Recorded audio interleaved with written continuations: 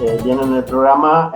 Terminamos la sesión de esta tarde con una mesa redonda sobre los instrumentos de la traducción literaria y hemos de agradecer a estos 4 grandes traductores que tenemos dentro del arabismo el que nos vayan a dar pues la posibilidad de poderlos escuchar, porque tenemos mucho que aprender de ellos. Y en ese sentido, bueno, le agradezco también a Luis Miguel Pérez Cañada que haya aceptado a última hora el poder moderar esta mesa, ¿no? Así como a los intervinientes Ignacio Ferrando, Salvador Peña y Jaime Sánchez Ratia, ¿no? Le paso ya el testigo a Luis Miguel para que él pueda moderar la sesión. Bien, pues buenas tardes de nuevo. Pasamos a la sesión. No es ningún esfuerzo, no he hecho nada de particular. Me siento muy a gusto participando en este encuentro y agradezco mucho la invitación. Todo lo contrario, Jorge. Muchas gracias por invitarme a moderar esta mesa y compartir este rato con 3 personas que, como tú bien acabas de decir, bueno, todos admiramos, yo admiro particularmente, ¿no? Antes de darles la palabra a ellos, bueno, un poco por enmarcar, antes de darle la palabra a Jaime Sánchez Ratia, no sé muy bien en qué orden debo hacerlo, a Jaime Sánchez Ratia, a Ignacio Ferrando Frutos y a Salvador Peña Martín, antes de hacerlo, quería un poco enmarcar esta cuestión de los instrumentos de traducción, ¿no? Y me he permitido tomar unas notas que paso a presentarles, ¿no? Muy breves en cualquier caso, ¿no? Luis Martínez Sobrido, que es microbiólogo español, que trabaja en el Instituto de Investigación Biomédica de Texas, en Estados Unidos, dice, y con él los epidemiólogos, dice Luis Martínez Sobrido que la mejor forma de entender un virus es aprender a crearlo. Hay que descifrar los mensajes ocultos en el genoma, en la molécula de ADN, formada por miles de millones de reacciones con las 4 letras, A, C, G, T, con mayúsculas, y que para lograrlo, una molécula complementaria que se llama ARN, que es como la del ADN, pero donde el ADN tiene la U, el ARN tiene una T mayúscula también, esa molécula, el ARN, lee y traduce su información en proteínas. Esas proteínas luego se inyectan en un envoltorio bacteriano capaz de meterse en una célula humana. Y entonces la célula lee el ADN, lo transcribe de vuelta a ARN y da origen a un virus completo. Un virus completo que, al menos aparentemente, es idéntico a la versión salvaje. Ellos lo han hecho con el SARS-CoV-2, han recreado en 3 meses el patógeno del SARS o SARS-CoV-2. Yo diría que la traducción, sin 1 millón de vidas en peligro hasta el momento, o vidas que hemos perdido hasta el momento, sin ese 1 millón de vidas y, por desgracia, otras que se van a perder, que la traducción viene a ser esa molécula ARN que convierte el original en proteínas, se las inyecta al traductor, que de ese modo crea una obra aparentemente idéntica a la versión salvaje del original, a la versión salvaje original. Eso sí, lo común es que nosotros tardemos más de 3 meses en hacer cualquier traducción, sobre todo si es del árabe. Muchos de los que estamos aquí, o de los que nos están siguiendo, y por supuesto de las personas que están en esta mesa virtual, sostendríamos que la mejor manera de entender una obra es traducirla, que no hay mayor comprensión que la que alcanza el traductor.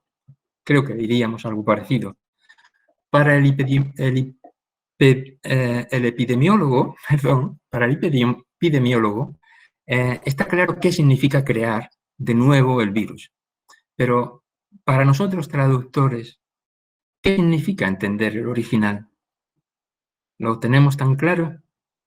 Pensemos en un poema de Darwish o de Almar.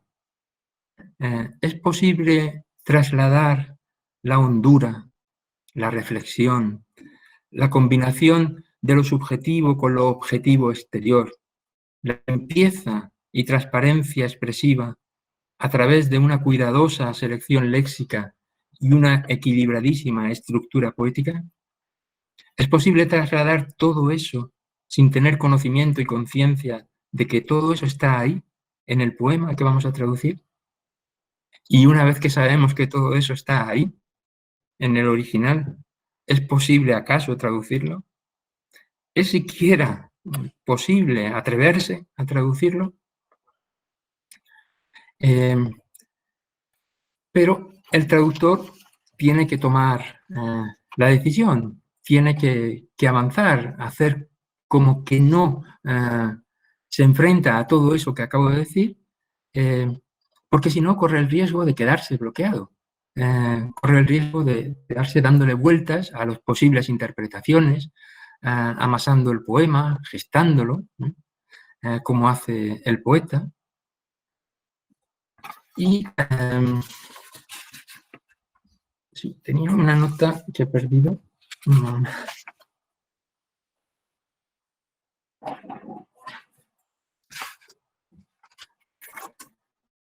Yo creo que los traductores, porque no me quiero extender mucho y prefiero darle la palabra a ellos y que empecemos cuanto antes, los traductores a los que acompaño y tengo el gusto de presentar, además de llevar media vida traduciendo día y noche, son profesionales que han reflexionado sobre esto que acabo de decir y que nos han iluminado sobre el oficio, sobre el proceso, sobre los efectos de la traducción. Yo les estoy personalmente muy agradecido a los tres por los años de colaboración con la Escuela de Traductores de Toledo. La Escuela de Traductores no sería hoy, o no habría sido lo que ha sido, sin haber contado con el trabajo magnífico y el conocimiento, la erudición, ¿no?, de estas tres grandes personas, de estos tres grandes maestros a los que yo tanto admiro y aprecio. Y creo que en general todos, estoy seguro de que todos los que estamos aquí hoy conectados, les estamos muy agradecidos por el placer y el saber, por la felicidad y el conocimiento que con sus traducciones en verso y en prosa nos han regalado, ¿no?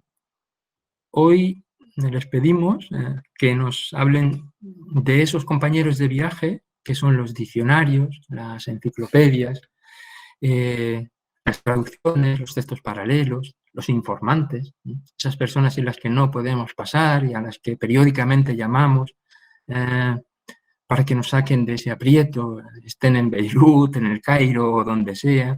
No todos son prefiables y hay que llamar varias veces. O esos especialistas, que es una de las parcelas de las que podríamos hablar a propósito de los instrumentos de la traducción, que son estos informantes. Ese señor que tiene una ferretería y que domina como nadie el oficio y que te saca de unas dudas que tú creías insolubles, esos profesionales de todos los terrenos, de la armería, de la ferretería, de la náutica, que te vienen con el término preciso, ¿no? O esos informantes, recuerdo, por ejemplo, que cuando Mariluz estaba traduciendo, lo comentábamos esta mañana, a Sinan Antón y a Mariam, el idiolecto bagdadí cristiano de la iglesia donde se produce el atentado que narra Sinan Antón, le planteó 1000 problemas y los resolvió una tarde en Atocha con un informante, una antigua alumna que sí, Estefan se llama, bueno, que era justamente hija del sacristán de aquella iglesia, ¿no? Esa suerte no se da todos los días, ¿no?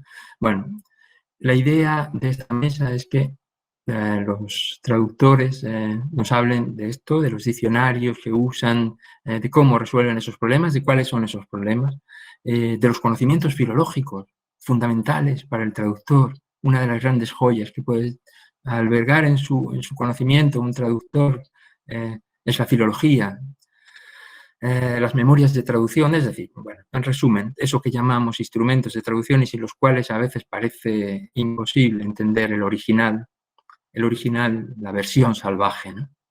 que decía eh, el epidemiólogo. Sin más, le voy a pasar la palabra a cada uno de ellos. La idea, si la he entendido bien, Jorge, si no, perdón, tú me corriges, la idea es que cada uno de ellos exponga brevemente el tema que prefiere, que creemos a continuación un diálogo, a ser posible, entre los miembros de la mesa, pero abierto también a todas las personas que están conectadas, que veo que son muchas. Jorge, tengo que preguntarte a quién empiezo presentando. Desde la Junta Directiva os dimos total libertad para que pudierais plantearlo como quisierais y como moderador es la persona más adecuada para hacer el orden y demás que decidas.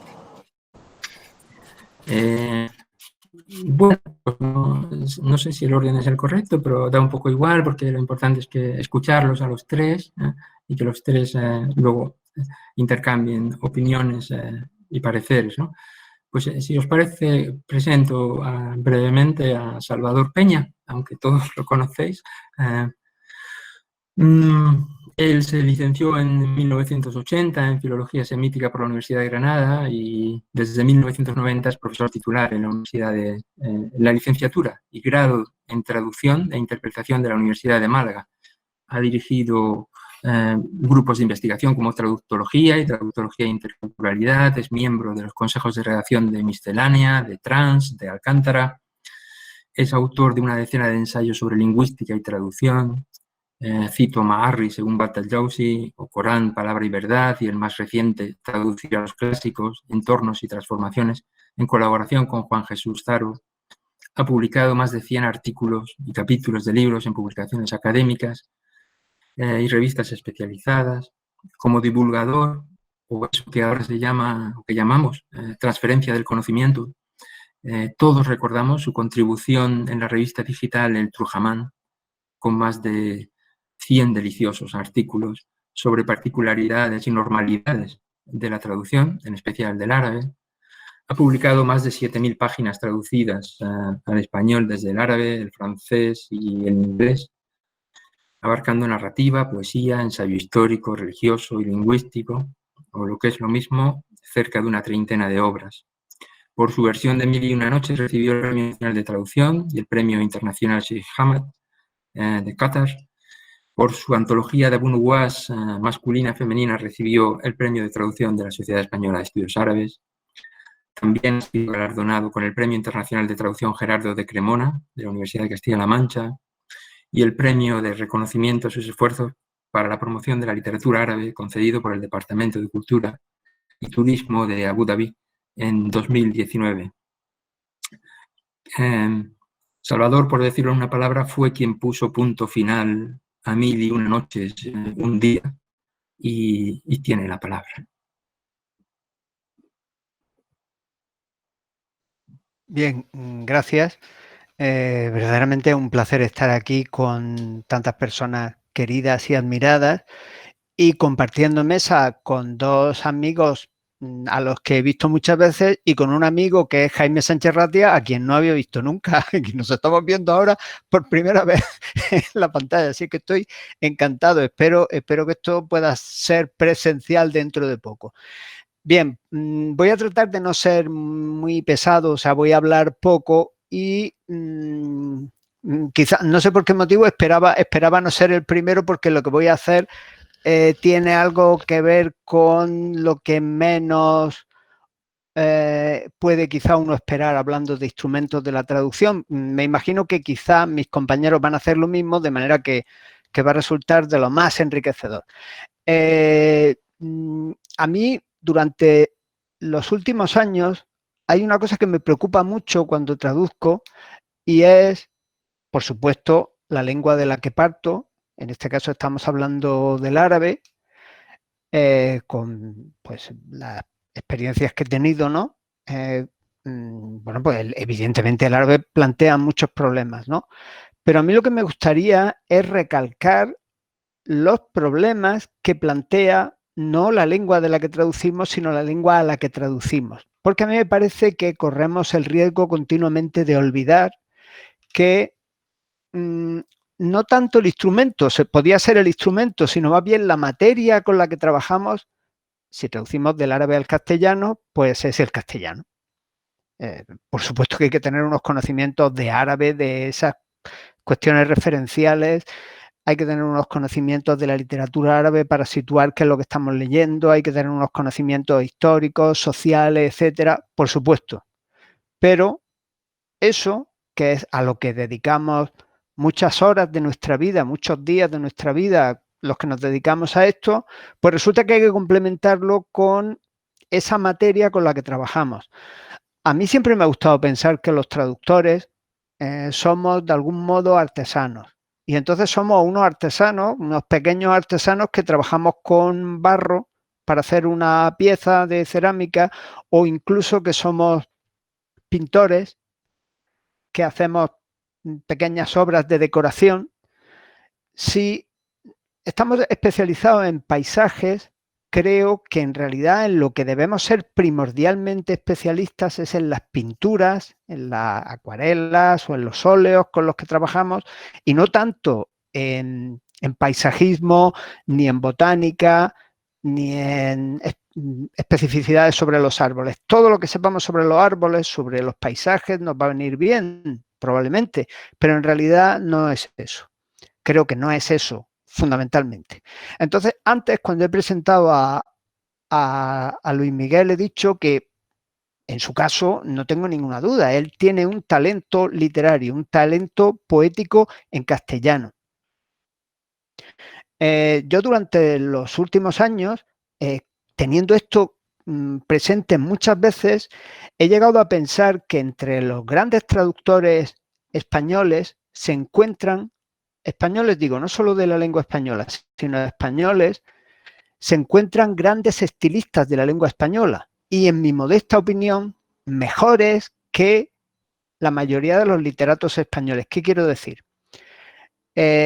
Si a pesar de lo que digan los libros de la Real Academia, que no suelen utilizarlas, yo creo que grandes muestras del español las encontramos en traducciones, pues no sé, por salirnos de nuestro campo, de Maite Gallego, de Miguel Sáenz, de Carlos Manzano y otros muchos, o estos traductores de árabe que me acompañan aquí. Los novelistas, por ejemplo, tienen la capacidad, los grandes novelistas españoles tienen la capacidad de idear una historia, de estructurarla y de todo lo demás. Pero, al menos en mi opinión, muy pocos novelistas españoles tienen el dominio del castellano que acabo de que tienen las personas que acabo de nombrar y algunas otras. Entonces yo diría que aparte de ese talento que hay que tener, pues hay que tener una memoria que se va acumulando a lo largo de los años. Es decir, Luis Miguel ha hecho referencia a ese término textos paralelos, pues es absolutamente fundamental. Recuerdo haber tenido hace algunos años una conversación con Mariluz Comendador sobre estas cuestiones de traducción, y entonces ella me dijo que en su formación, espero transmitir bien su idea, sus palabras, que en su formación había influido muchísimo un profesor que había tenido en la secundaria, un profesor de lengua y literatura que había tenido en la secundaria, que les exigía leer, un profesor duro que les hacía leer y leer y leer. En mi caso, yo lo tengo clarísimo. Por hablar de la traducción de Mil y una noches, si yo no hubiera leído también en la escuela, tengo ya una edad ya bastante larga y entonces yo me formé en primaria, me formé bueno, en los años 60 del pasado siglo, en un colegio religioso en Granada, donde cuando yo tenía 6 y 7 años nos hacían leer todos los días 1 hora de Quijote. Era una edición adaptada del Quijote, pero todos los días, a lo largo de todo el curso, durante 2 cursos seguidos. Eso deja una huella, evidentemente. Y cuando yo tomé la decisión de traducir de una determinada manera Mil y una noches, eso estaba ahí.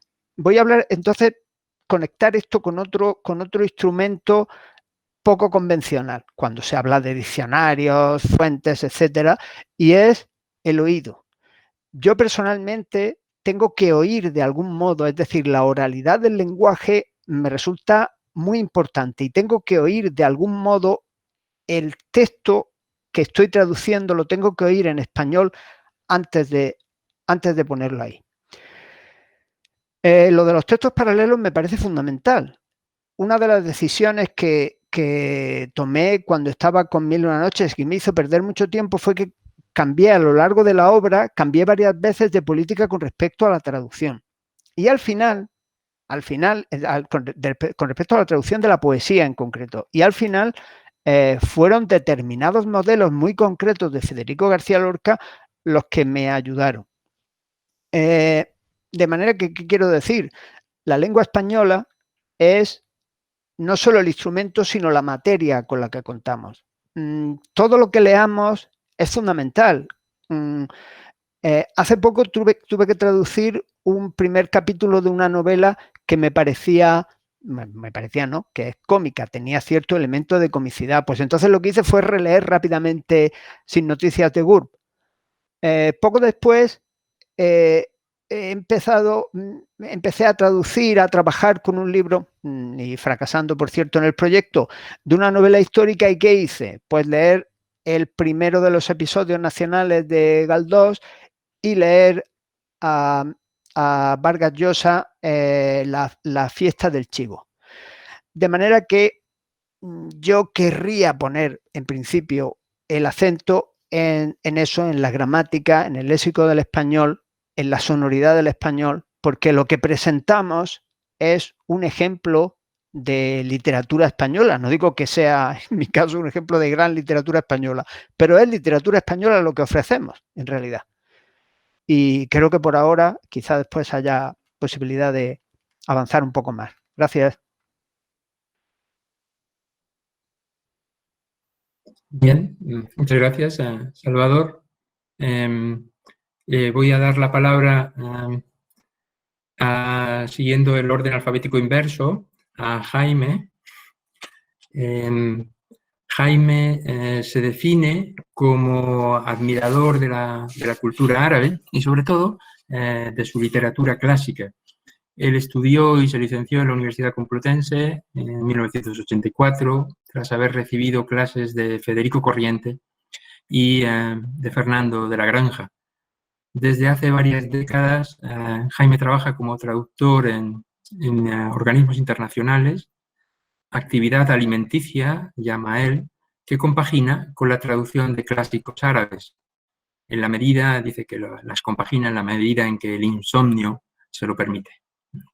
Bueno, publicó en Hiperión la antología 30 poemas árabes en su contexto, que sin duda es mi antología preferida de poesía árabe, y lo digo mejorando lo presente o sin menospreciar a ninguna otra. Es una antología que siempre me ha gustado muchísimo en poesía árabe clásica. Una antología que ahora quiere rehacer totalmente y ampliar. También para Hiperión preparó una edición bilingüe del Collar de la Paloma, cuya recepción, a mi juicio, no le ha hecho justicia. Ha traducido la novela de Mohammed el-Muwaylihi, Hadith Isa ibn Hisham, galardonada también con este premio, con el premio de la Sociedad Española de Estudios Árabes, y tiene muy avanzada la versión al castellano de Akhbar Abi Tammam de Abu Bakr as-Suli. a Jaime proyectos nunca le faltan, la verdad. Una antología de Abu Tammam es otra de sus aventuras, una versión bilingüe de las Maqamat del Hariri, y dice que, literalmente, ya puestos, dice, una versión del Kitab al-Badi' de Ibn al-Mu'taz. Dicho esto, nadie nos puede hablar mejor que él de las herramientas que hacen menos ardua la traducción de la poesía árabe clásica, o pocas personas, una de ellas sin duda es Jaime. Su perspectiva tiene además el punto singular de que trabaja alejado de los círculos académicos de la universidad y de los medios que estos círculos a los que estamos dentro de la universidad nos brindan, ¿no? Entonces, me parece muy interesante, estoy muy contento de verte, Jaime, y de escucharte como todos. Tienes la palabra, Jaime. Bueno, en realidad, como ya han podido adivinar, yo soy el más modestito de todas estas personas que hay aquí, académicos, etcétera. Yo tengo un trabajo que me ocupa gran parte del día, entonces trabajo solo por las mañanas. Esto tiene la ventaja de que solo trabajo un ratito, entonces no me da tiempo a cansarme y a tirar un poco de la rutina, y tiene el inconveniente de que me he podido traducir muy poco hasta ahora, ¿no? Cosa que espero que cuando me jubile podré mejorar un poco y sobre todo acabar unas cuantas cosas que le debo a Jorge, ¿no? Es un gran vertebrador junto con Luismi de la traducción en España, ¿no? Que estimulan los dos y que favorecen y que encuentran fondos y que publican, etcétera, etcétera. Es un agradecimiento total el que tengo. Yo estoy de acuerdo con Salvador en que la lengua española o castellana es un instrumento de primera categoría. Claro, si uno no consigue darle a ese chip, ¿no? que hace que cambie un poco, ¿no? Pasar de un español más o menos rutinario a un castellano que sea especialmente, que pueda asomarse un poco de puntillas para llegar al nivel extraordinario, ¿no? De los grandes poetas árabes, pues empieza mal la cosa, ¿no? El conocimiento del árabe, por supuesto, ahí podríamos hablar horas y horas, ¿no? Cómo ha sido la enseñanza para la generación mía, que fuimos los primeros que tuvimos el diccionario de corriente, ¿no? Que pudimos estudiar con un diccionario castellano, ¿no? Pero aún así ha evolucionado muchísimo y hoy en día el panorama es totalmente diferente, no solo por la cantidad de lectores, las posibilidades magníficas de Internet, etcétera. Yo soy el que hice la tesis doctoral con fichas de cartón, ¿no? Entonces ha cambiado el cuento muchísimo, ¿no? La lengua árabe siempre, cuando a uno le gusta la literatura clásica, la lengua árabe es difícil, ¿no? Difícil porque es una lengua escrita, sobre todo, porque uno la conoce deficientemente, que hasta me acuerdo que eso lo decía Corrientes, ¿no? Decía, los que la desconocemos, decía él con su sentido especial del humor, ¿no? Que si la desconocía él, imagínese el resto, ¿no? Es una lengua difícil, las palabras se aprenden, se olvidan al momento, se acuerdan otra vez, es como un constante llevar una carga que se te están cayendo todo el rato, ¿no? Las cosas para un lado y para otro, ¿no? Y uno le da vueltas al diccionario, etcétera. Entonces es una tarea muy complicada y yo creo que muchas veces nuestros hermanos árabes no se dan cuenta de lo que supone, ¿no? En punto a entender no solo lo que se dice, sino en qué contexto se está diciendo, por qué se está diciendo con esos pequeños versitos que de repente aparecen allí. Es algo que sabes que es algo medio proverbial que aparece ahí y no sabes de dónde viene, ¿no? Exactamente, ¿no? Ese es yo tenía la ilusión cuando empecé a estudiar árabe, hace ya muchos años, de que llegaría un día y me metería en la cama a leer al Hariri y a otros grandes. Por ese momento realmente sigo necesitando una mesa, ¿no? Entonces ese punto de estar siempre consultando y despierto con el hecho que supone estar sentado en una silla, Eso no ha variado mucho, ¿no? Digamos que ahora ya uno va mucho más rápido, etcétera, etcétera, conoce mucho más y tienes ese sexto sentido de por dónde van los tiros para enfocar una traducción. Yo también, claro, traduzco luego mucho árabe contemporáneo, ¿no? Entonces es otro mundo totalmente diferente. Yo me levanto y empiezo a las 7 y luego a las 9 pues cambio totalmente el chip y me voy a traducir otras cosas, ¿no? Del inglés, del francés, del árabe o incluso un poquito del ruso, ¿no?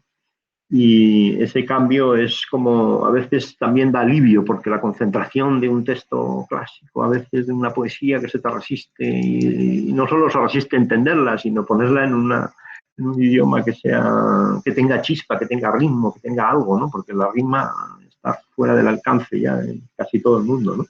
Poder hacer cosas en rima, entonces, claro, porque tampoco sé si se aceptarían, ¿no? Yo por eso dependo mucho de los diccionarios, lo siento, ¿no? Sigo siendo un forofo, ¿no? Y si yo tuviera una especie de altarcillo, ¿no? Donde pudiera poner, pues pondría desde luego a Kazimierski, ¿no? A mí me parece, el señor Kazimierski me parece uno de esos prodigios que no se han dado ni yo creo que se darán, ¿no?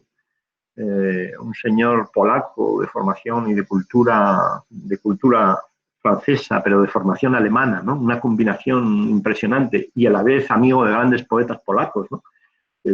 Son poetas natos, ¿no? Los polacos. Eso explica que ese vocabulario que trae el Kazimierski sea tan útil para la poesía, ¿no? Yo creo que el Kazimierski es una obra extraordinaria. En esa página que yo me he instalado y que consulto a veces de Al-Hauramani, ¿no? Donde vienen de Arabic Lexicon, donde vienen todos los diccionarios clásicos árabes y tal, es una página utilísima, ¿no? Pero ahí falta el Kazimierski, ¿no? ¿Por qué? Porque está en PDF, sí, lo puedes encontrar en muchos sitios, pero no está, digamos, digitalizado de toda forma que pueda ser buscable, ¿no? Yo por eso sigo dependiendo y me niego a tirar los diccionarios de papel, ¿no? Entre otras cosas porque han costado a veces unos viajes horrorosos ahí arrastrando por trenes y trayéndose amigos que te han traído, yo qué sé, el Kitab al-Laghani, ¿cómo lo vas a tirar? ¿Cómo lo vas a desprender? A veces pienso, lo daría a alguien, pero no sé si alguien lo querrá, ¿no? Esos son, digamos, mi conjunto de obras. El Lane, yo le tengo mucho afecto también al Lane, aunque es un diccionario que decepciona muchas veces, ¿no? Porque el pobre se murió antes de acabarlo y lo acabó su sobrino, y luego ya el pobre también cuando volvió de Egipto estaba bastante aburrido y tenía una vida un poquito, en fin, no me quiero extender mucho, ¿no? El Lane es un gran diccionario y también en esa página de Ikram Hauramani figura allí, es muy interesante, ¿no? Yo, claro, pues como estoy alejado, como ha dicho Luismi, del mundo académico, yo antes vivía en Vallehermoso, en España, ¿no? Cuando hace ya 20 y tantos años, cuando dejé Madrid. Y claro, yo tenía a la vuelta de la esquina, estaba ahí la biblioteca del hispano-árabe. Yo iba allí y veía todo lo que cogía, sacaba, me fotocopiaba, hacía todo, ¿no? Pero ya me tuve que ir a Nueva York, primero, luego a Ginebra, y ya dejé de tener a mano una biblioteca tan extraordinaria como es la biblioteca del antiguo IAC y ahora el nuevo, ¿no? Yo recuerdo haber visto allí en el antiguo, cuando todavía estaba en la escuela diplomática, al padre Pareja. Yo siempre me digo, pero ¿cómo no te hiciste un selfie con el padre Pareja, ¿no? Que es una persona a la que yo admiro muchísimo, ¿no? Entonces los diccionarios serían otra cosa fundamental y rápidamente, por supuesto, los amigos árabes cultos que conocen el Turaz y que son la salvación muchas veces, ¿no? Donde te pueden explicar cosas que no entiendes, etcétera, aunque a veces cosas que uno entiende, ellos no, etcétera. Hay también toda una y los maestros, por supuesto, los grandes especialistas. Y otra cosa que es fundamental, pienso yo, son las ediciones en otras lenguas, ¿no? Porque no hay que para nada despreciar ese prurito de que no, yo lo he traducido y solo yo no miro otras traducciones, yo no leo traducciones. O sea, a mí me parece raro, ¿no? En la profesión de traducir muchos que dicen, no, yo no leo traducciones, yo leo originales.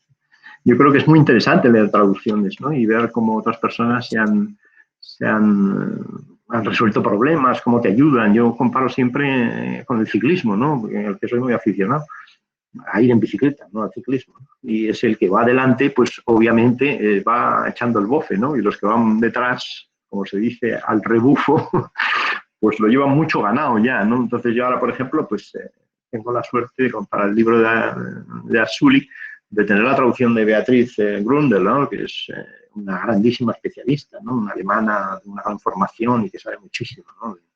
De innumerables cosas. Pues es una guía extraordinaria. Otra cosa es que, bueno, ella es una alemana que traduce al inglés, entonces yo no sé hasta qué punto es muy idiomático, literario su inglés. No sé si me da para tanto, ¿no? Pero yo creo que las traducciones a otros idiomas siempre son una bendición, ¿no? Y estoy pensando ahora en el libro La pierna sobre la pierna, ¿no? Que nuestro ilustre colega Fernando está traduciendo. Me imagino que él también pensará lo mismo, ¿no? Que existen otras traducciones, aunque sea la de Hawam, o que no se sabe muy bien de dónde sacan los originales, pero bueno, es un gran traductor también, era un gran traductor, ¿no? Ya ha traducido muchísimo al francés o la traducción inglesa, etcétera. Yo pienso que son gente que tienen además muchas veces contacto con el arabismo holandés, el arabismo inglés, que son realmente magníficos también, ¿no? Entonces, digamos que tienes una garantía de que ciertos problemas los han podido resolver muy bien, ¿no? Las grandes ediciones árabes, que cada vez son mejores, ¿no? Y sobre todo ahora que ya todas traen índices, etcétera, ¿no? Ya estoy pensando, por ejemplo, en la última edición que se ha hecho del Fihrist, ¿no? Me parece una edición estupenda, aunque tenga algunas cosas, empezando por el título, que hay personas que no están de acuerdo, ¿no? Creo que el mundo árabe, desde esa edición que precisamente es la las Akhbar Abitamam, ¿no? de Arzuli, que se hizo en el año 30 y tantos, fue una de las primeras ediciones que se hicieron con criterios modernos, en fin, es una edición que es seminal por muchos aspectos, bueno, y las ediciones que hay en el Cairo, las que se hacen en todas partes, son ahora magníficas y son mucho más útiles y mucho más anotadas, mejor, ¿no? Y luego muchas lecturas, como ha dicho Salvador, en el propio idioma, ¿no? Que ello es fundamental, sobre todo cuando se vive fuera de España, ¿no? El poder tener una constante, un contacto constante con el español vivo, el castellano vivo, ¿no? Yo diría que estar fresco, ¿no? Para cuando uno se pone a trabajar, solo trabajar cuando realmente te apetece, que es la manera de sacarlo adelante, ¿no?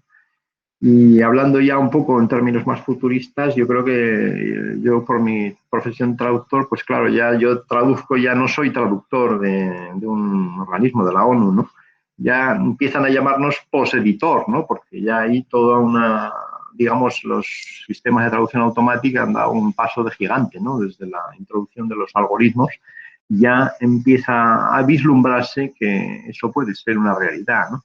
Yo tuve hace unos años, 2 años o 3, un contacto con los que hacen DeepL, ¿no? Que están en Múnich y por razones de trabajo, y estuvimos comentando sobre el árabe, y ellos aseguraban ufanos que el árabe estaría listo para el Navidades, estábamos en verano, ¿no? Y yo decía, bueno, ya veremos, ¿no? Ya han pasado 2 o 3 años y el árabe sigue sin aparecer. Ya apareció el chino, el mandarín, el no sé qué, el ruso, etcétera, etcétera, ¿no? Lo cual quiere decir que el árabe realmente es una lengua peculiar, especial, que parece que a los sistemas de traducción automática se les resiste bastante, ¿no? Pese a lo cual Google pues ha mejorado bastante, ¿no? No sé si han introducido nuevas formas algorítmicas o no, pero bueno, yo creo que ese también puede ser un futuro para poder atacar, digamos, un texto y tener un brouillon, como se diría en francés, ¿no? Una especie de texto en el que trabajar ya, ¿no? Porque yo creo que lo más cansado es escribir, ir cambiando la vista del original a la pantalla, etcétera. Eso, si se puede evitar y luego tener ya una cosa que ya puedas empezar a trabajarla, pues yo creo que sería un gran avance, ¿no? Pero bueno, de momento parece que ese momento no ha llegado. No sé yo hasta qué punto la poesía, al meterla en un sistema de estos, pues probablemente será un disparate, ¿no? Pero bueno, para otras cosas puede ser útil también.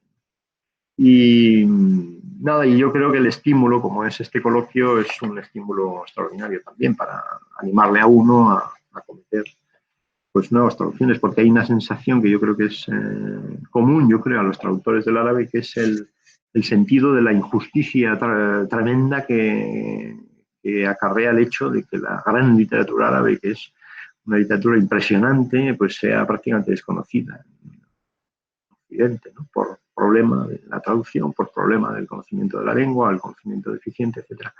Es una cosa que cada vez es menos así, pero sigue siendo, digamos, lo que hay que se conoce, sigue siendo la punta del iceberg. Y nada más, no quiero, perdonarme que me he extendido un poco demasiado. Muchísimas gracias. Muchas gracias. Bueno, yo creo que vamos teniendo ya cosas en común que han aportado tanto Salvador como Jaime. Esta idea de que, una idea que debemos derrocar, que es la idea de que el traductor es un solucionador de problemas, ¿no? Que utiliza estos instrumentos para solucionar los retos, las dificultades de tipo lingüístico o de otra naturaleza que se le van planteando, cuando, como bien han dicho tanto Salvador como Jaime, yo comparto la idea de que el traductor es bastante, pero bastante más que un solucionador de problemas. Si todo se tratara de sudokus lingüísticos, las máquinas, incluso del árabe, llegaría un día en que, bueno, nos harían la competencia y no podríamos competir contra ellas, ¿no? Nos superarían. Pero se trata de algo más. Hay ese punto, ese elemento de creatividad al que también se refería Jaime, que es algo en lo que tenemos que agarrarnos. Esa es nuestra esperanza para que nuestros días no estén contados. Esa condición de la escritura, del traductor como lector, que decía Salvador, como escritor, como creador, es lo que lo hace diferente del simple solucionador de problemas, por más que la mesa en la que estamos es una mesa sobre instrumentos para solucionar esas dificultades. Le voy a dar la palabra a otro colega también admirado, que es Ignacio Ferrando. Ignacio Ferrando Frutos se licenció en 1989 en la Universidad Complutense también y es desde 2017 catedrático de lengua árabe en la Universidad de Cádiz. Él es especialista en dialectología andalusí, autor de una introducción excelente a la historia de la lengua árabe, de los diccionarios árabe-español, español-árabe. Además de las makamas de Asaracosti, ha traducido a autores marroquíes contemporáneos como Abdelkader Shawi, Ben Salem Helmish, At-Tazi, Ahmed Tawfiq y la novela Azazil, Azazel, de Youssef Zeidan, traducción por la que recibió en 2015 el premio Sheikh Ahmed de traducción de Qatar. Desde hace 2 años está luchando con Ahmed Fares Ashiriak, con su novela, digámoslo así, Asak al-Asak, que eso, efectivamente, como ha apuntado Jaime, son palabras mayores. De esa obra y de qué herramientas utiliza para vencer a Ashiriak es de lo que creo que nos puede hablar o nos quiere hablar. Me alegro de escucharte, de verte. Ignacio, tienes la palabra.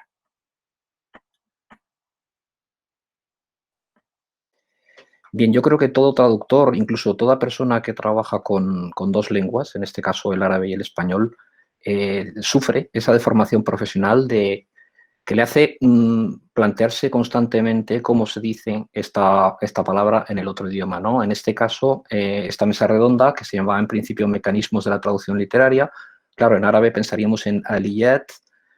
También yo he visto y leído el barbarismo mecanismat, que se utiliza en países magrebíes, básicamente. Si fuera simplemente herramientas, como también se ha utilizado aquí, hablaríamos de adawat. Si fuera un término más amplio, procesos o procedimientos, podríamos hablar de amaliyat o de ijraat incluso. Pero en fin, estas herramientas, estos mecanismos dependen, yo creo que habría que dividir el proceso en 2 partes, ¿no? Uno es el punto de partida, es decir, la lengua de la que partimos, y el otro punto es la lengua a la que queremos llegar, ¿no? Son las dos caras del proceso. En árabe esto se expresa muy bien, se dice al-lugha al-manqul minha, es decir, la lengua de la que se traslada, y al-lugha al-manqul ilayha, la lengua a la que se traslada, ¿no? Son esas dos caras del proceso. La primera cara, que es la cara de comprensión y de captación del mensaje, y la segunda, no menos importante, como ha señalado particularmente Salvador, que es la cara de la producción y la creación en la lengua de destino. Pero yo no quiero así impartir nociones teóricas sobre traductología, sino que lo que quiero hacer aquí es exponer de forma breve y concisa cuáles son las herramientas o los mecanismos de traducción que yo conozco o que utilizo en las obras que he traducido. Y concretamente me gustaría centrarme en la obra que yo diría que reina en los dominios de mis desvelos en la actualidad. Incluso algo menos en mis quehaceres a la luz del día también reina, que es esta obra titulada As-Saq al-Saq de Ahmad Fares al-Shidyaq, pierna sobre pierna o una pierna sobre la otra, para la cual pues, sería imprescindible, aunque sea de forma muy breve, hacer una pequeña presentación del autor. El autor es Ahmad Fares al-Shidyaq, nacido en el año 1804 en el Líbano, en una aldea de Monte Líbano, Ashkut. Como cristiano maronita, posteriormente se convirtió al protestantismo y finalmente se hizo musulmán. Él fue un gran defensor de la lengua árabe, de hecho es uno de los pilares, uno de los fundadores de la literatura árabe moderna. Además de escribir poesía, estudios léxicos, gramaticales y traducciones, sobre todo se le conoce por ser el autor de esta obra maestra, su obra maestra, Pierna sobre pierna, que según algunos críticos como Radwa Ashur, es la primera novela moderna escrita en lengua árabe. Yo quizá no diría tanto, yo creo que es más bien un relato autobiográfico en el que el autor narra sus experiencias desde su juventud en el Líbano y pasando por sus distintos viajes a Egipto, Alejandría, Malta, Londres, París. Es una obra muy rica en descripciones, de un carácter costumbrista incluso, pero siempre con un toque irónico y crítico que resulta muy, muy saludable. Pero por encima de todo es una obra a la que podríamos calificar como de extraordinariamente digresiva, es decir, es una obra que está trufada de digresiones que le van apartando del tema principal, que es la narración de su historia vital, ¿no? De su trayectoria vital. Lo que es particular o peculiar en esta obra es el estilo que utiliza. Se trata de un árabe modernizado en cuanto a la sintaxis. Tiene un uso no sistemático, pero sí frecuente de la prosa rimada. Hasta ahí no hay mayor novedad, ¿no? Lo que sí que es peculiar en esta obra es la enorme riqueza, incluso la floritura léxica. De hecho, el autor en la introducción presume de ser capaz de explotar toda la riqueza de sinónimos que atesora la lengua árabe. Y para eso lo que hace es aprovechar cualquier situación, cualquier anécdota, cualquier descripción para ofrecer en esta obra larguísimos listados de palabras con significados semejantes o con sinónimos, ¿no? Voy a dar, para que os hagáis una pequeña idea, antes de hablar de los mecanismos, un par de ejemplos. Voy a tratar de hacer una presentación a ver si funciona bien. ¿Se ve la presentación? Voy a tratar de agrandarlo un poco. Sí, se ve perfectamente. Muy bien. Cuando el autor llega a Alejandría, se sorprende del hecho de que los árabes, los egipcios de Alejandría, están sometidos a los turcos y no están con ellos en plano de igualdad. Entonces, introduce este párrafo. Dice allí, quiero solamente que os hagáis una idea, dice, por lo que atañe a los hombres, los turcos dominan y tiranizan a los árabes hasta el punto de que al árabe no le es lícito mirar al rostro de un turco, lo mismo que no le está permitido mirar a la mujer de otro. Si por esas raras casualidades del destino un turco y un árabe caminan a la par, el árabe ha de seguir la norma exigida, esto es, caminar a la izquierda del turco, y a continuación introduce una larga lista de 59, son 59 palabras que tratan de, bueno, que son sinónimos en cierto modo, algunos son sinónimos muy próximos, otros más lejanos, etcétera, pero que van dando una idea de lo que, de cómo se comporta ese árabe al lado del turco, ¿no? Esto es un despliegue de riqueza léxica, es una erudición inmensa. En árabe, os voy a poner la misma página en la edición árabe. Como podéis ver, voy a agrandarlo un poquito. Como podéis ver, es exactamente lo mismo. Dice, y a partir de la línea, al final de la tercera línea, tenemos ahí que dice وَهِيَ أَنْ يَمْشِي عَنْ يَسَارِ التُّرْكِ, y a partir de ahí empiezan los sinónimos. محتشما خاشعا ناكسا متحاقرا متصاغرا متضائلا, etcétera, etcétera, etcétera. Como veis, la misma presentación gráfica se ve perfectamente apelotonados los sinónimos sin ninguna wow, sin ninguna coma, sin nada en medio, ¿no? Es como una especie de gazpacho de sinónimos. Bueno, yo no diría tanto gazpacho, ¿no? Una ristra, una hilera de sinónimos. Esta es una de las dos maneras que tiene el autor de presentar esta riqueza sinonímica, esta erudición. La otra manera es la que vemos en el siguiente ejemplo que os voy a poner. En el siguiente ejemplo que os voy a poner, vamos a ver, habla de las tribulaciones que sufre el autor en su viaje por mar. Y aprovecha eso de las tribulaciones para ofrecer una lista de distintos tipos de embarcaciones. Esa lista está presentada en forma de columnas.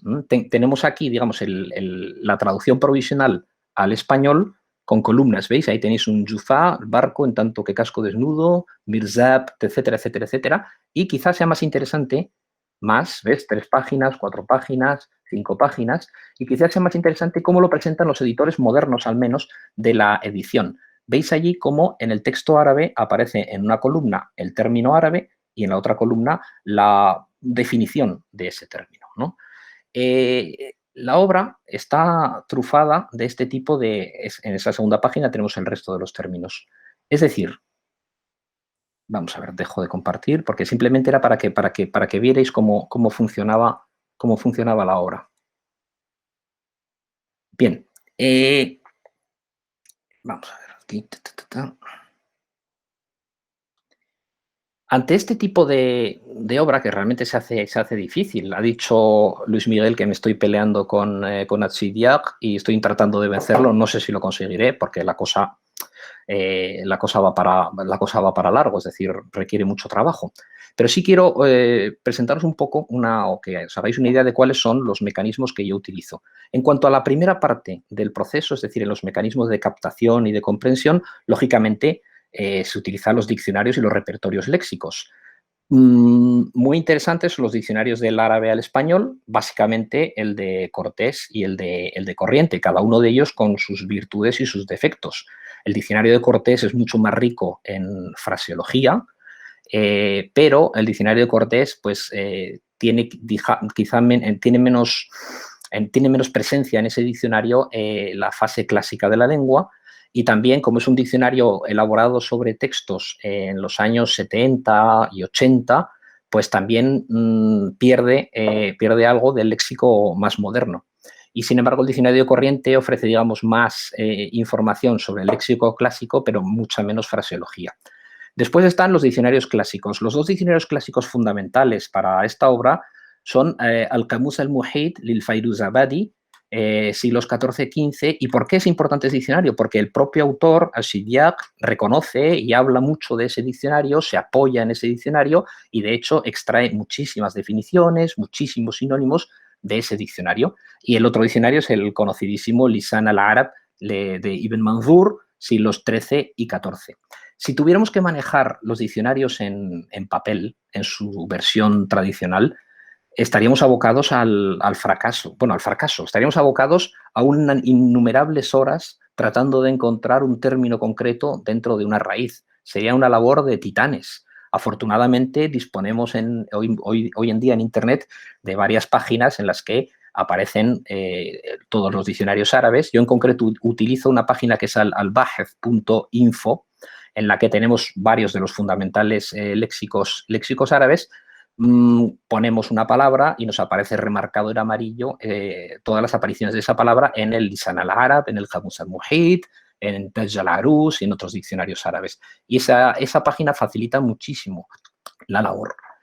Después tenemos también otro recurso que que ya se ha mencionado aquí también, que son las traducciones a otros idiomas. Yo también soy plenamente partidario de utilizarlas y en concreto, afortunadamente, hay 2 traducciones de esta obra, una de ellas al francés, que ha mencionado antes Jaime Sánchez Ratia, de René Jaume, que ciertamente utiliza una edición un poco sospechosa porque deturpa, elimina ciertas cosas, es decir, no utiliza una edición completa o salta algunas partes de algunos capítulos. Y después está una traducción excelente al inglés de Humphrey Davis, que es magnífica y que es un modelo, porque es una traducción muy buena, muy completa, muy bien anotada, y es una traducción de gran mérito, porque el autor utiliza la prosa rimada en inglés para verter la prosa rimada en árabe, cosa que a mí me admira.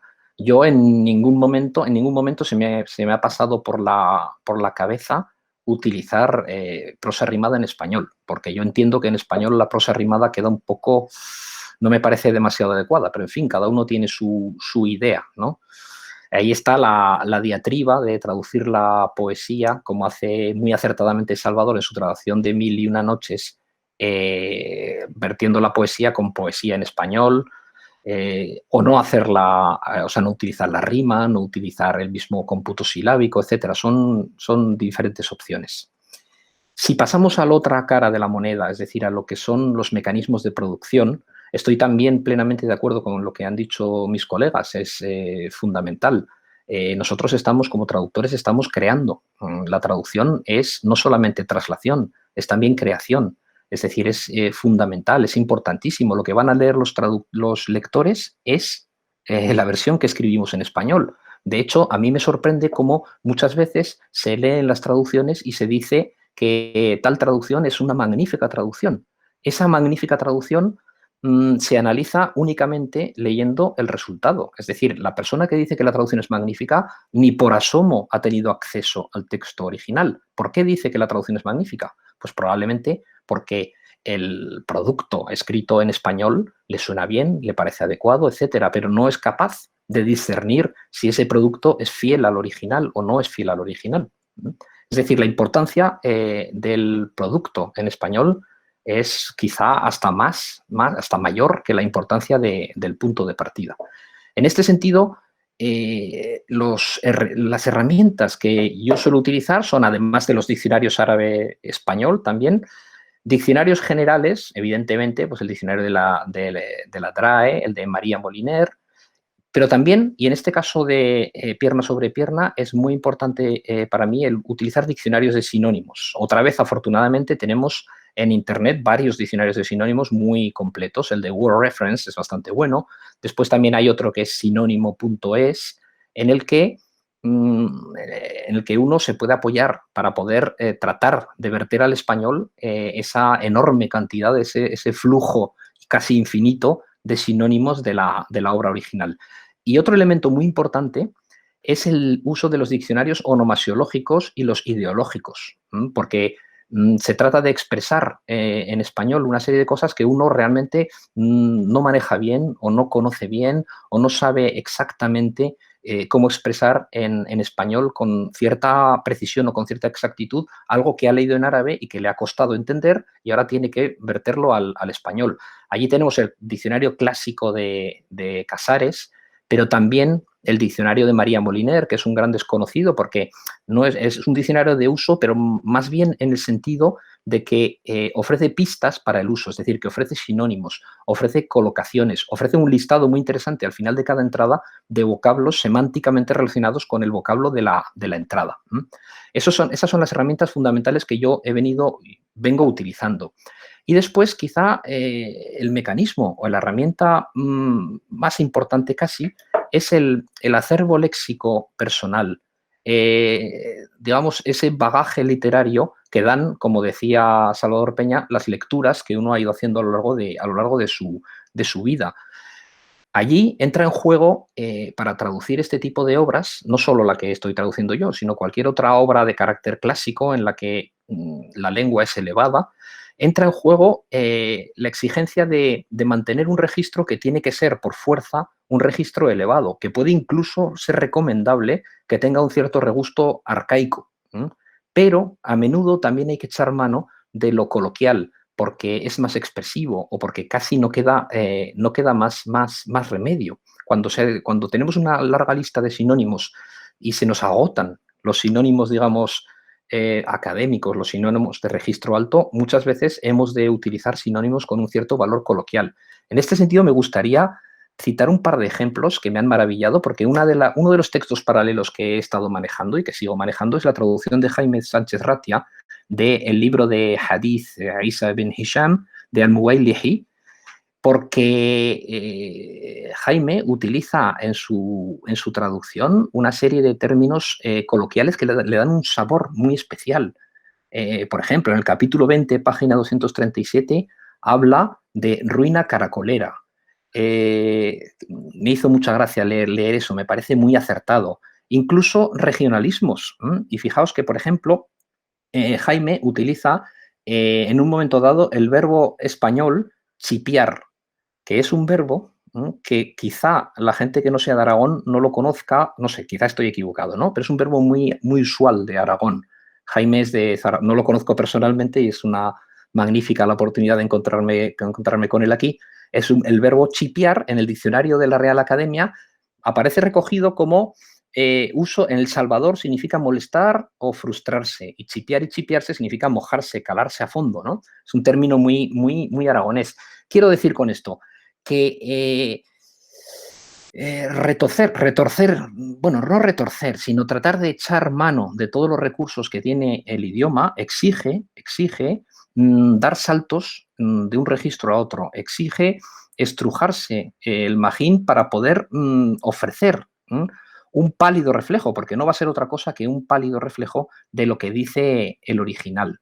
Es decir, buscar un patrón, buscar un registro que resulte coherente, pero que a un mismo tiempo resulte expresivo y resulte, en cierta manera, atractivo al lector. Como he dicho antes, es una batalla, todo traductor se ve como un luchador que trata de vencer, como ha dicho antes Luis Miguel, al autor original, y que muchas veces se ve en una absoluta soledad, porque en el caso de mi traducción y cualquier traducción de obras clásicas, el autor ha muerto, los referentes están lejanos, son difíciles, el uso de informantes árabes tampoco es demasiado sencillo, porque muchas veces tampoco esos informantes ofrecen la información suficiente o fidedigna.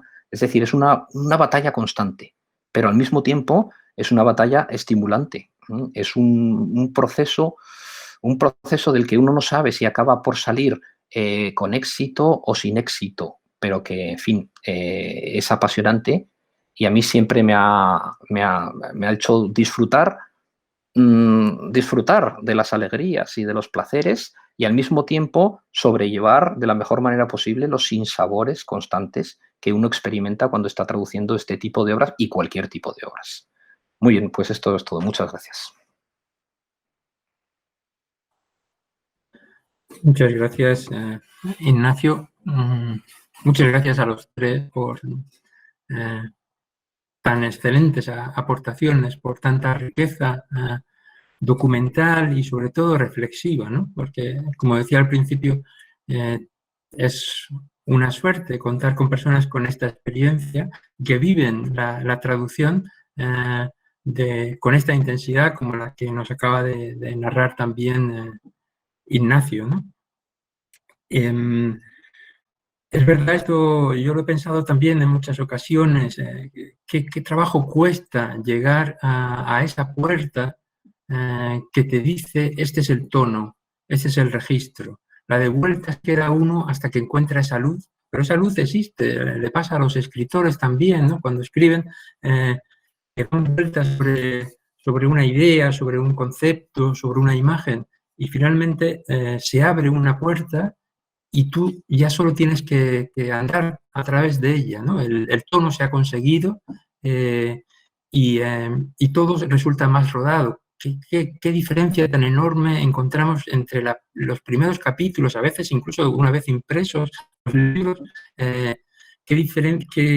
cómo se nota que lo que nos ha costado entrar en la traducción, ¿no? Leemos el primer capítulo o los primeros pasajes y decimos, esto no lo acabé de pulir, pero era porque no habíamos entrado en esa dinámica, ¿no? Eso es una de las cosas que siempre me ha maravillado de la traducción. Bueno, me encanta escuchar lo que ha contado Ignacio, ese desafío en el que está, ese reto que él dice del que no saldrá bueno, tan contento como espera. Yo estoy seguro de que sí, de que lo vas a conseguir, de que vas a conseguir una excelente traducción, como lo fue la del Muwailiji o la de Mil y una noches, estos clásicos, esta literatura de fondo que queda ahí, independientemente de si los medios se hacen eco o no. Ese catálogo es vuestra contribución al saber, al lector español. Esas obras tenían que ser traducidas y es muy meritorio el que vosotros hayáis entrado a ellas, ¿no? con esa fuerza. Abrimos, si queréis, el turno de palabra a las personas que nos acompañan. No sé si nos hemos excedido un poco en el tiempo. En cualquier caso, yo estaría escuchando a los tres durante toda la noche. No me cansaría de escucharles. Pero abrimos el turno de palabra, si os parece. Y yo intento, no sé si necesitaré la ayuda de Jorge para moderar las intervenciones.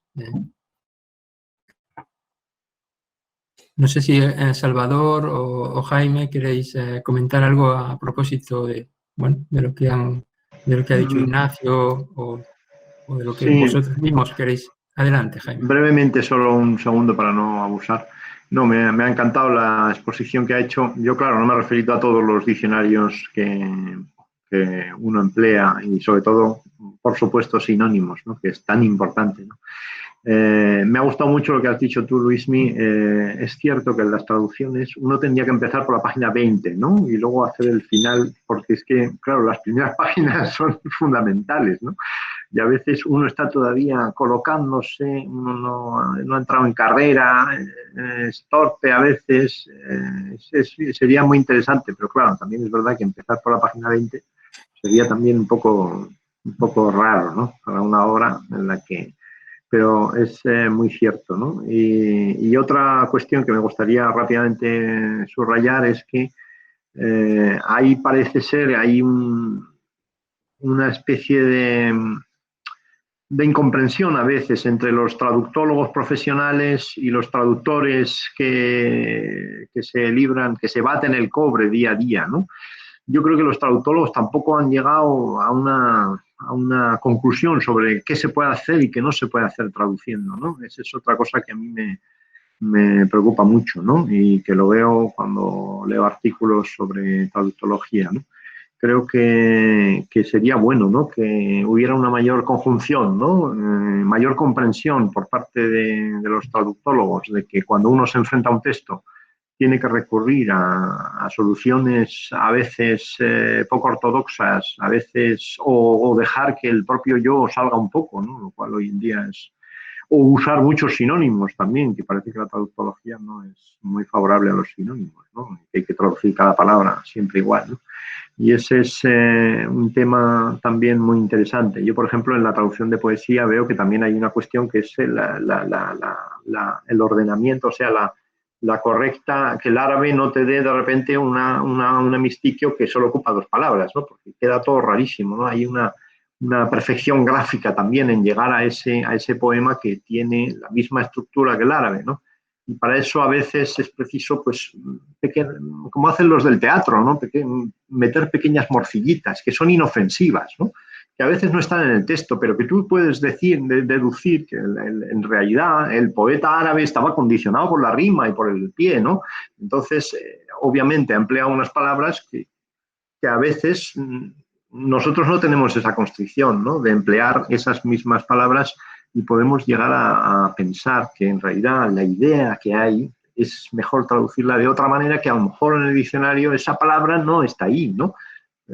eso he visto que en algún caso. También creo que en poesía moderna sucede, ¿no? Porque no es todo parecido, ¿no? Entonces, esas pequeñas libertades a veces pues, son malentendidas, ¿no? Nada, gracias por este momento, que ha usado un poquito de mí. Salvador tenía pedida la palabra. Adelante, Salvador. Gracias. Sí, muy brevemente al hilo de algo que ha mencionado Ignacio y que apenas ha salido aquí en el capítulo de informantes.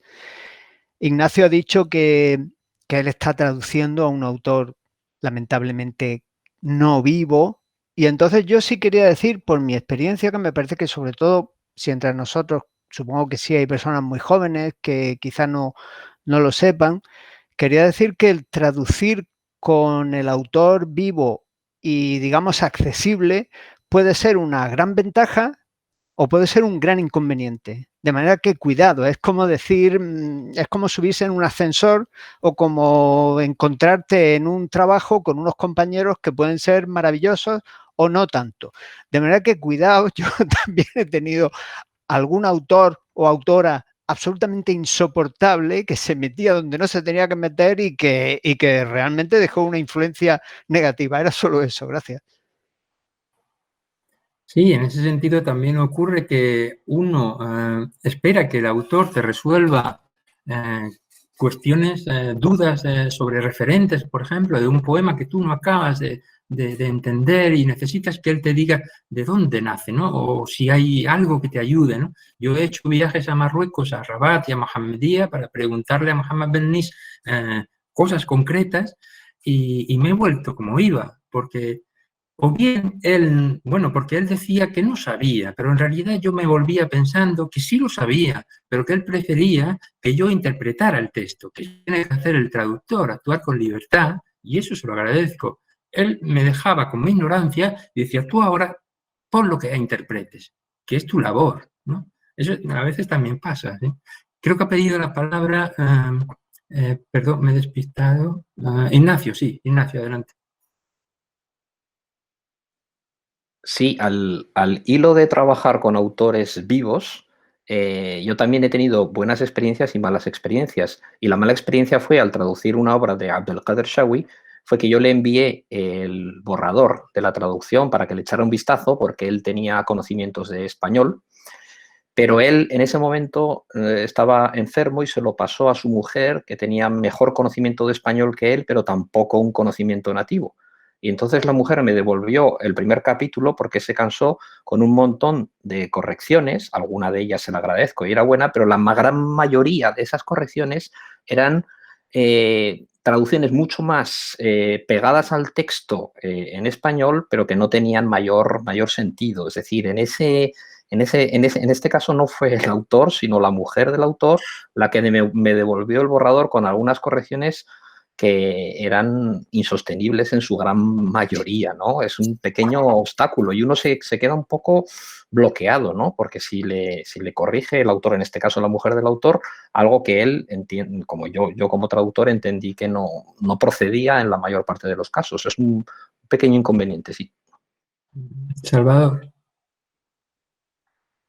Es estupendo, ¿no? Cómo se van entrelazando las cosas, encadenando. Ignacio acaba de hablar de correcciones y yo he pensado que realmente la intervención del autor y otros muchos aspectos me hacen pensar que un instrumento importantísimo en manos de una traductora o de un traductor es la suerte, porque realmente los correctores, no quiero decir las esposas de los autores como en este caso, sino los correctores de las editoriales realmente pues también son una, no sé, pueden ser una bomba de relojería y realmente que nos pille Dios confesados ante determinados correctores que yo he tenido que sufrir.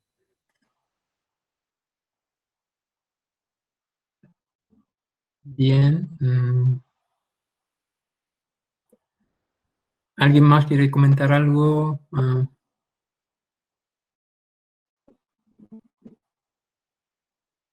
Carmen, sí. Adelante, Carmen. Buenas noches. Sí, Carmen, adelante. Tienes que activar el micrófono, Carmen, creo que lo tienes apagado. Buenas noches, Masá el Khair, casi ya. Bueno, simplemente al hilo de esta interesantísima omsilla velada que tenemos, y pensando sobre la obra de Asaq al-Assaq, simplemente recuerdo una cosa que a mí esa obra me enseñó, o un pasaje de esa obra me enseñó, porque no voy a decir que la he leído entera en árabe, pero sí algunos pasajes. Y uno de esos pasajes era que venía por el hecho de que al autor y autora, bueno, a la pareja Sidiaq y Sidiaqa, que deben ser la pierna sobre la pierna, ellos dos, ¿no? Porque no es solo que la tenga cruzada el autor.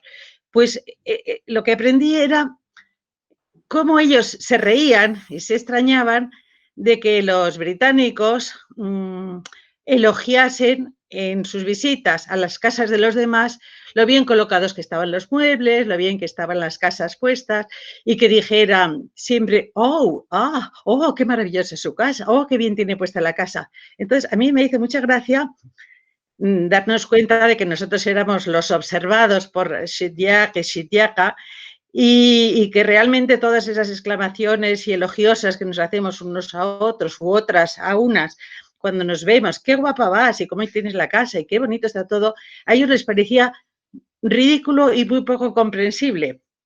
Es decir, que nos hizo ser esa mirada, digamos, occidentalista o hacia Occidente, pues nos hacía también observar nuestras propias sociedades.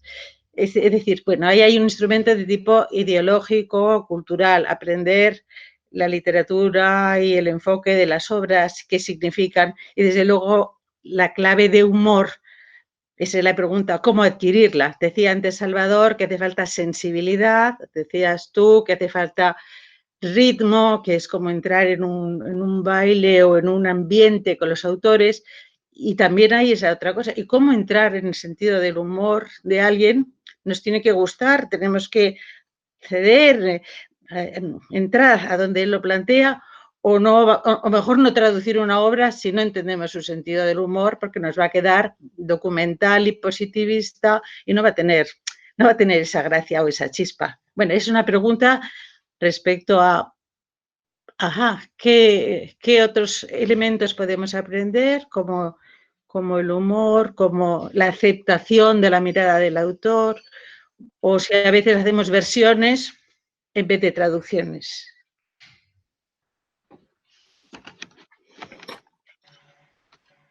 Bueno, no sé si alguien quiere comentar. Sí, bueno, ya que no habla nadie, me gustaría. Celia, le voy a ceder la palabra a Celia Tellez y sí, perdón. ¿te parece? Buenas noches, Celia. Hola a todos y todas, buenas noches.